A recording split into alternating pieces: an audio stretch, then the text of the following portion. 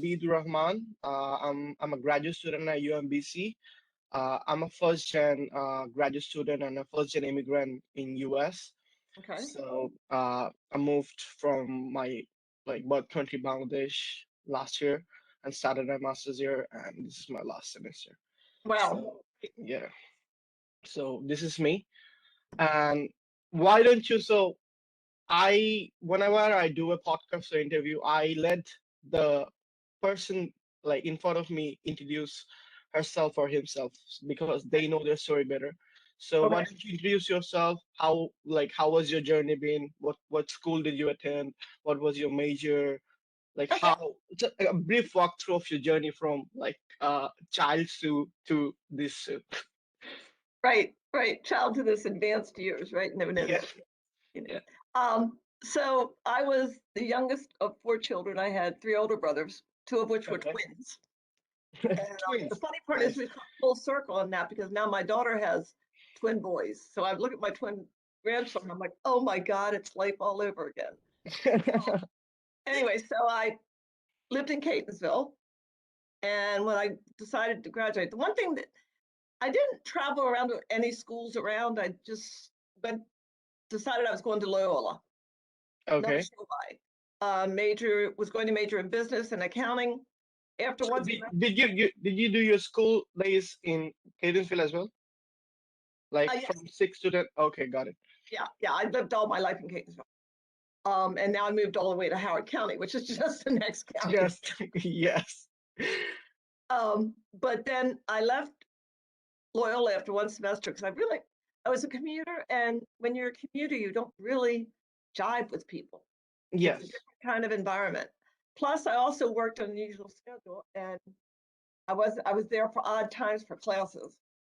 So I dropped out for a semester, and then I went back to Catonsville Community College and went there for a year, and then went to University of Baltimore, where I Okay. graduated In summa cum downtown. laude with a degree in accounting and business.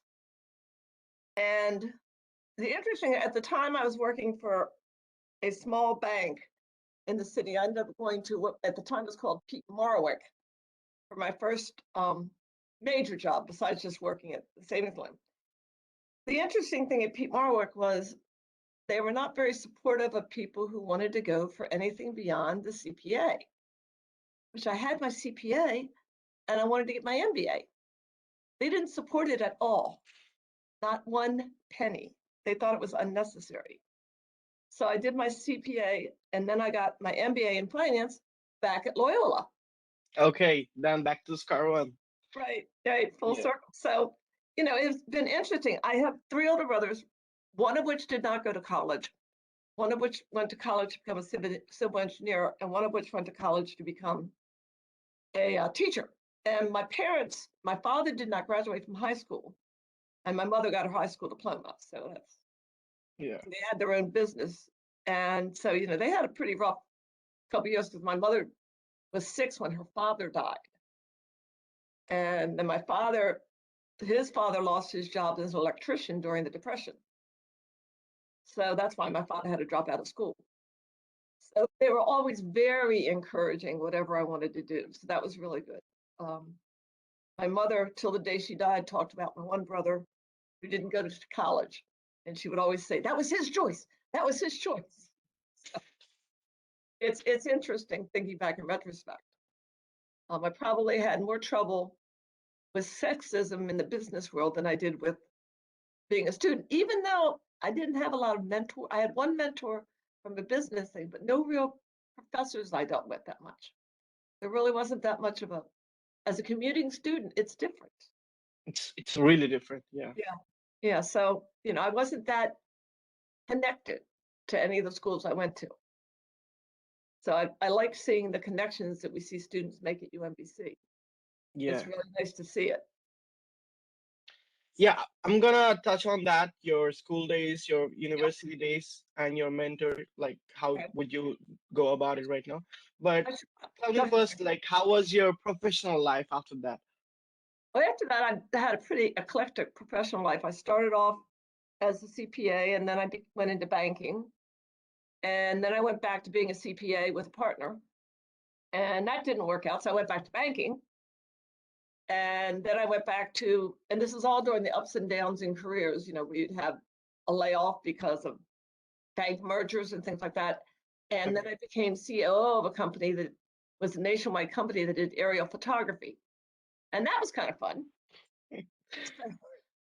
Then there was Completely different route, by the way. And then I ended up leaving that job because I got bought out and went back to a CPA business, owned some franchises, which was a disaster. If I had to do it over again, I wouldn't have done that. And then it ended up teaching. So now I love teaching. I love UMBC so much. It's so much fun. But I still have a CPA accounting practice. And actually, my daughter is my business partner in that. Nice. Interesting. Yes, What is that like? it's good. We get along really well, but it's really funny. She has a degree in business and a minor in business Spanish. Business Spanish. Marketing, Okay. master's in marketing, and then I have mine. She loves the tax side of our business, which every CPA has a lot of tax, and she's an enrolled agent. And I like the accounting side and the tax side. So Understood. it's good as partners. We each have our office in our homes and talk all the time about clients. But it's, that this is probably not wood the best part of my life. I feel much more in control, and I love the students in the atmosphere at UMBC. It's a lot of energy. It's not as energizing when you're teaching online because all you see is black blobs. Yes, I agree. I agree with you completely. Yeah, because like in my first two semester, everything was online, and I didn't like it. So like being a graduate student, when I first entered US, and like in a couple of months I started my master's, and when I didn't know anyone and bothered me a lot. So right now in my fall and this spring, I'm enjoying a lot, like in-person class and stuff like that. Yeah, it's a lot more energizing to be in person. Yes, it's more connecting. Yeah. So, Sue, my second question is a two-part question. Okay. One is, what is first Jan? What does first Jan mean to you? Okay. And second part of the question is that, how did you feel growing up as a first Jan student, first Jan undergrad student, or a first Jan MBA student, or stuff like that? Like, what hurdles did you face, and how did you overcome that? I think it's interesting. It depends on your family support, I think. As a first, I mean, there was never any doubt of the support I had. I was definitely challenged to do anything. I was definitely told I could do anything I wanted. I could be anything I wanted. Yet when you go to the schools, the schools will deny this. But back when I was in college, there wasn't support there is for students nowadays. Now, I'll say that, and I have to temper that with, at one point, I wanted to leave UB just to go take a photography course at another school. And the president of the college at that point heard about it and invited me into his office and said, "You don't need to take this at another school. I'll just give you some lessons here." And literally gave me lessons over several hours on how to take pictures and what to do with pictures. Interesting. That was I kind of also cool. had a conversation with the head of the accounting department because there was a professor who was difficult. And that professor was very, very supportive, the head of the department.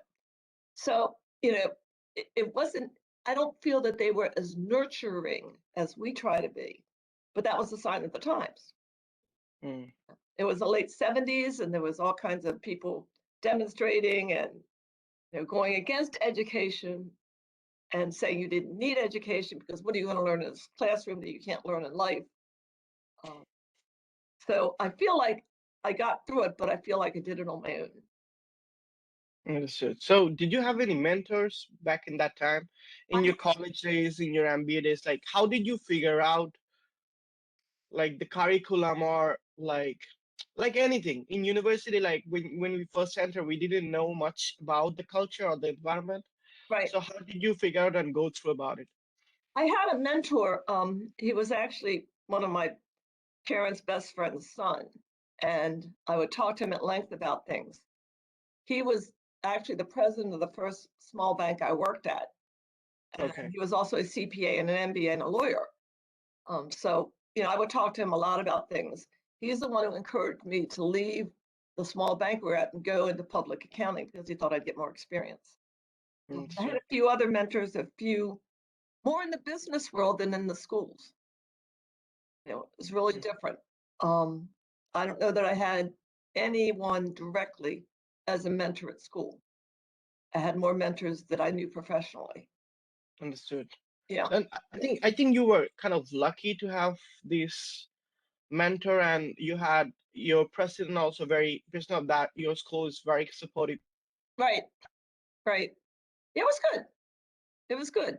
I just, I don't, I look at my children, and my daughter went to Maryland, University of Maryland, and waxes poetic still about her connections and her love of the school. My son went to McDaniel. They both got their masters. And my son waxes poetic about his love of McDaniel. I don't feel that connection to either UB or Loyola. It's okay, I went there, but if you really want children to have a connection to the school, that didn't happen for me. And it could be back to being a commuter. It's Understood. just different. Got it. So my next question would be, do you think first generation is a negative term right now? And if you think that way, how can we change the narrative? How can uh, people regard first generation undergrad or grad student as a normal thing and would like go Okay. forward to helping them without like looking them down? So my question is that do you think right now for generation this tag is a negative thing, and how can we change the narrative? Okay. I don't consider it negative at all. I actually think it's positive because I think it's somebody who's forging a path that they didn't have anyone in their direct family Mm, preceding them. So I consider it a very, very positive thing and think they need and think they need people to talk to about what they're going through, about how they feel. I think it's really tough during the pandemic if you're a first generation and you're still living at home. And when you're trying to take a class or trying to go online or do some studying and your family demands that you help with other people in the house, be it a grandmother, an aunt, uncle, a cousin, a sister, brother, and may not understand the importance of your trying to devote to your college career. So I admire first generation students greatly. okay. I was out for a while for 10 seconds because of my internet. Sorry for that. So I didn't get That's the all right. middle part of your interview. Okay, no worries. I think I was just So, talking about, go ahead, sorry. yeah, okay. So, They, go ahead. sorry about it. I'm a little, I'm not hearing you properly. So I'm gonna let you speak, and being recorded, so no worries about that. Okay. So, so my next question is that what is something you wish you had when you started off in school, like in your undergrad or your MBA? What is something that you wish you had? What kind of resources you wish you had to guide you through, or like all along the way? That's a very good question. I wish I had a closer connection to the schools I was in. I mean, it was fine, but I was very disconnected. I mean, I don't even have Loyola or UB a friend that I still have. I have my high school friends, but no real friends. So it's interesting. And I think it's tough. UMBC is a big commuter school as well. So I look back and I think, I didn't have a connection. How can we make sure, and with the pandemic, how the students get connected? So do I miss the fact that I didn't have a connection? I don't Hmm, know that it's a glaring problem in my life, but in retrospect, I wonder what it would have been like if I had attended school and lived on a campus. understood, understood. Very nice said. Thank you. Mhm. So, uh, what is something you would like to see change? What kind of change you would like to see moving forward in regards of first gen student in college? I I think they need to be congratulated for where they're at and what they're doing. I think they need to be supported in whatever way they want to be supported. Now, you don't want to over support them by micromanaging them, but we want to give them the connections that they need. It's interesting in our society, people that are third or fourth generation, they went to Princeton, they went to Yale, they went to Harvard, and their grandfather founded a building at Yale or at Harvard. Their great grandmother did. They have those connections, they automatically feel they belong. We need to make sure first generation students feel they belong. That's probably really critical. Okay, very nice, very nicely articulated. So, my next question would be, what would you recommend to this kind of network, like first generation network, to do in university setting to encourage more first gen student to be engaged, or like any kind, like building a platform for students where first gen student can go and like learn about the journeys of other people? So what activities or what uh I don't know, what I hear program you. would you recommend that a first generation network like us should do or could do? I think if we were out of the pandemic, some sort of networking gatherings Okay. so people can talk and maybe have brainstorming sessions where somebody leads with an open question and Hmm. there's no judgment in the room. Yes, Um, interesting. Because like what people, most first gen students are most concerned about, like what people would think of them, other people would think of them. So right. where they will feel most comfortable and open. They Yeah. need to feel safe. They need to feel safe. Yeah. Safe is the word I was looking for. Yeah. Yeah. Yeah, I mean, that would be great. And we're going to get beyond this pandemic. I mean, hopefully in the next Hopefully soon. 6 months, we end up treating this like the flu and everybody gets their shot and we move on. But to be able to have people feel like they can meet people. And here's the problem though. You have first generation people, but they may have completely different interests from other people, other first gens. So we need to just be careful about supporting them where they're at. Okay. If they don't want to join the group, that's up to them, but they need to know it's available. And maybe we offer pizza and they come for pizza. Applies every student. I know that. Yes, yes, yes. Okay, Sue. Uh, I'm almost at the end of my questionnaire. The Okay. last question I ask everyone is that what books would you recommend? What TV shows would you recommend? And what movies would you recommend to people? Like it shouldn't be any, it doesn't have to be any like very intellectual movie or intellectual book. Okay. What books you like the most, or what movies it changed your life in a way that Right. you are what you are right now? Okay. So the book, the last, I don't read a lot of books. I read a lot of magazines and newspapers. However, I Okay. did read Michelle Obama's autobiography, Okay. which is Autobiography. fantastic. It was Okay. fantastic when it talked about her life part. I wasn't comfortable when she got the political part because I don't like politics. But that's a great book for somebody who had to pull herself up, had a supportive family, but still came up from a bad area and things like that. And then movies, I don't know. Guys are going to hate this, but I'll say Mamma Mia. Very interesting choice. You're not going to get an intellectual choice from me. I understood. Where is Complete. that from I me? like that movie as well. When I watched it, I don't remember that much of the story, but when I watched it, I thought I remember I enjoyed it that much. I remember. That was And do you?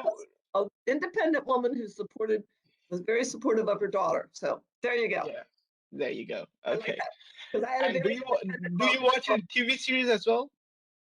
TV series, maybe Blue Bloods, which another is a strong family, very strong Okay. family.